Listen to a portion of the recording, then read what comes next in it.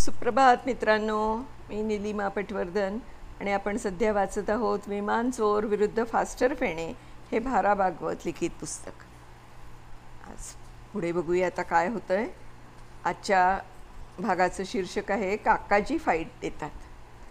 जीपमधून बरीच वाटचाल करून झाली. ठिकाण जवळ आलं तेव्हा पुढली वाट पायीच चालायचं ठरवून कॅप्टन घोषने गाडी काही झुडपांच्या आडोशाला उभी केली आणि म्हणाले, कम ऑन. चाकू खिशात घालून त्यांनी दोरीची शिडी अंगाभोवती लपेटली होती.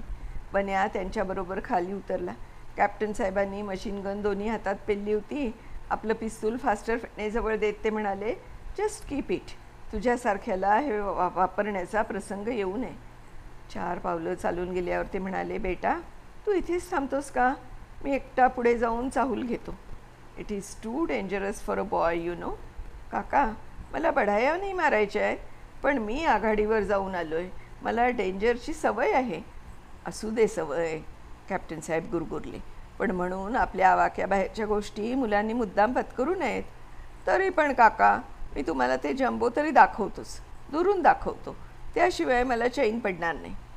Okay, come on, show me the beauty. दोघेही हातांनी गवत सारीत छपत छपत पुढे निघाले आणि 2 मिनिटात फास्टर फेणे बोट दाखवीत म्हणाला, ते. आणि एकदम आपण फार मोठ्याने बोलत आहोत हे ध्यानात येऊन त्याने आवाज खाली आणला. ते बघा, तो म्हणाला, आपण इकडून आलो त्यामुळे इथून जम्बो दिसू शकतं. खोपटं त्या बाजूला राहिलंय.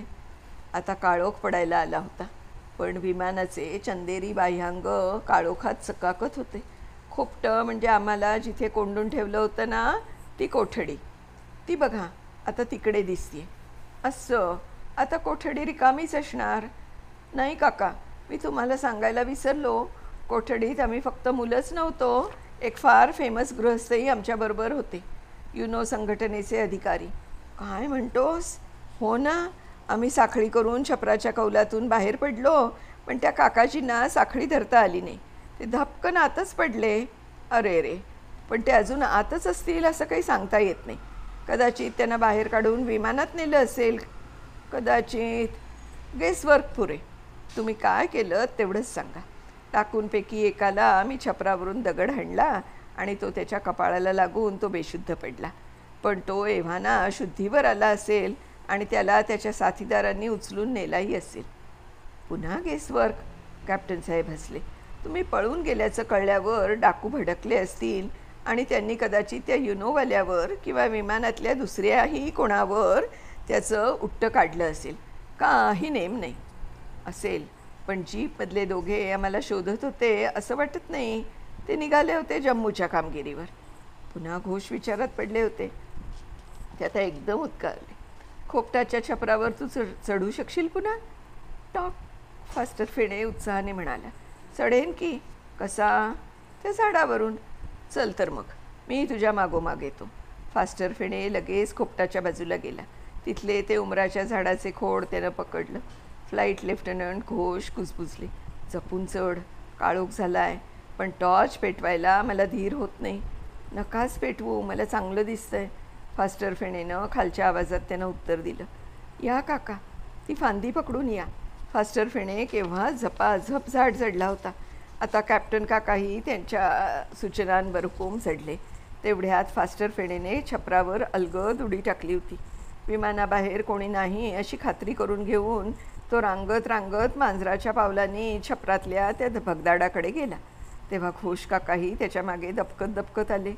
चोरदारापाशी काही वेळ थांबून त्यांनी कानोसा घेतला, पण आत काही हालचाल होत असल्याचं त्यांना जाणवलं नाही. त्यांनी आता हातातला टॉर्च चोरदाराच्या आत घुसडला आणि बटन दाबलं. दोघांनी विस्फारल्या डोळ्यांनी आत पाहिलं. फास्टर फेणेला असं दिसलं की आत एकच स्थूलकाय पुरुष पालथा पडलेला आहे. हातपाय बांधलेल्या अवस्थेतले युनोवाले काकाजी. ते शुद्धीवर असतील की बेशुद्ध असतील हे त्याला सांगता आलं नसतं, पण त्यांनी बराच मार खाल्लेला होता याबद्दल दोघांनाही शंका राहिली नाही. त्यांचे कपडे फाटलेले होते, पाठीच्या उघड्या भागावर वळ उठलेले होते आणि चेहरा रक्तबंबाळ झालेला होता. अर्धा क्षण फास्टर फेणे अवाक बनला होता. त्यानं पट्टीशी मान मागे घेतली तेव्हा त्याचा चेहरा पांढरा फटक बनला असल्याचं कॅप्टन घोषनं जाणवलं. मग पुन्हा त्यानं भगदाडात डोकं घुसवलं आणि दोन्ही हातांचा कर्णा करून हलक्या आवाजात साथ घेतली. काकाजी. काकाजींनी यत्किंचित हालचाल केली नाही.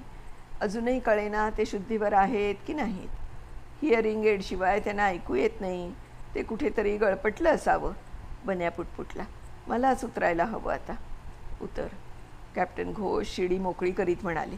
शिडीचं ते टोक मी या आढ्याला बांधतो. फार वेळात थांबू नकोस. ते जागे असले तर शिडी चढण्या इतकी ताकद त्यांच्यात आहे का बघ. हे बोलत असतानाच त्यांनी त्यांच्या हातातलं पिस्तूल त्यांच्या पॅन्टीच्या मागच्या खिशात कोंबलं आणि ते कोठडीत टॉर्चचा उजेड पडीत ओणवले. फास्टर फेणे सर शिडी उतरला. टॉर्चच्या सरकत्या झोतात तो काकाजींच्या जवळ गेला. त्यानं नीट वाकून पाहिलं. हळुवारपणे त्यांचे खांदे धरून हलवण्याचा त्यानं प्रयत्न केला. त्यांची मान वळवली. डोळे उघडले. त्यांचा चेहरा रक्तानं माखलेला होता. कर्णयंत्राची तार छातीखाली अडकलेली होती. कदाचित ती तुटलेली असेल. त्यांचं रक्त पुसण्याच्या भानगडीत न पडता बन्यानं त्यांना खुणीनंच प्रश्न विचारला. शिडी चढणार का? हा अजब पोरगा पुन्हा इथे अवतरलेला पाहून काकाजी थक्क झाले होते. तू तू पुढे त्यांना बोलवे ना. ते थकले होते की त्यांच्या उत्सुकतेलाही तिथेच खीळ बसली काय माहिती. पण शिडीबद्दल बन्यानं विचारल्यावर त्यांनी मानेनंच ताबडतोब नकार दिला.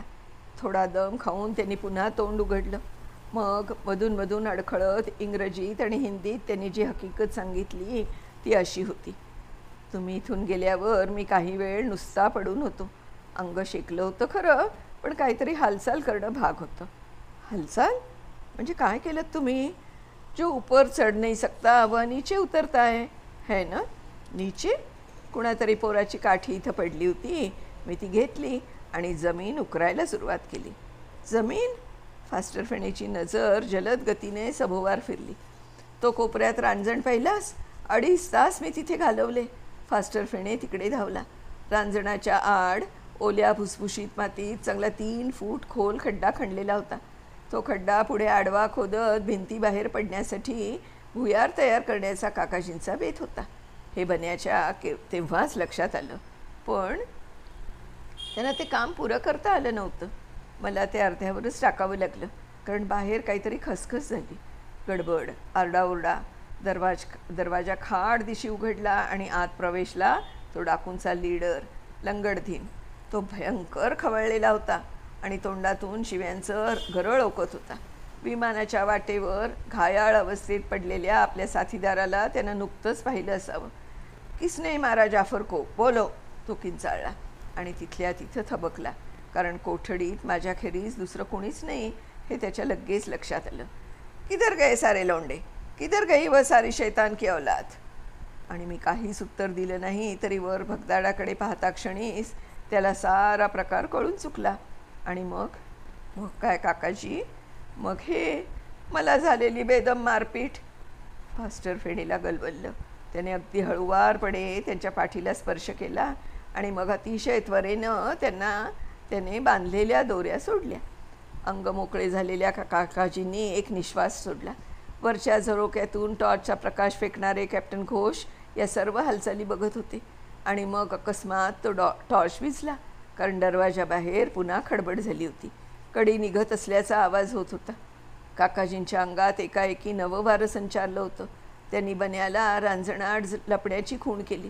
त्याप्रमाणे तो तिकडे धावला, पण त्याची पाठ वळतानाच त्याच्या पॅन्टीच्या खिशातले पिस्तूल त्यांनी ओढून काढले होते. बन्या रांजणाआड गेला आणि त्या खड्ड्यात उतरून पाहत राहिला. दरवाजा उघडला होता. तो उघडता क्षणी आत प्रकाशाचा झोत आला होता. धिप्पाडराव आपले लंगडे पाऊल आत टाकीत होते. दरवाजा धरणारा त्यांचा हात मोकळा होता, पण दुसरा जो हात मागे होता त्यात पिस्तूल होतंच. कोठडीत एकमेव कैदी आहे आणि तोही हातपाय बांधलेल्या अवस्थेत आहे हे माहीत असूनही धिप्पाडराव शक्य ती दक्षता घेत होता. पण तिचा काही उपयोग झाला नाही, कारण समोरून अचानक गोळ्यांचा वर्षाव सुरू झाला. काकाजींच्या रिव्हॉल्वरमधून अखंड गोळ्या सुटत होत्या.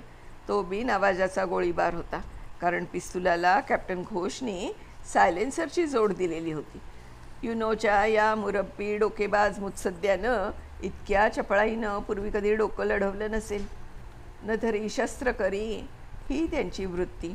पण आज शस्त्र हाती येताच त्यांनी त्याचा पुरेपूर वापर केला होता, फारसा नेमबीम न धरता अगदी बेगुमानपणे. त्यामुळे लंगडतींचा दरवाजा धरणारा हात तर छिन्नभिन्न झालाच, पण दुसरा हात उघड्या दारातून आत घुसतो न घुसतो तोच त्याच्याही चिंधड्या उडाल्या. त्याच्या हातातलं पिस्तूल उडून जमिनीवर पडलं.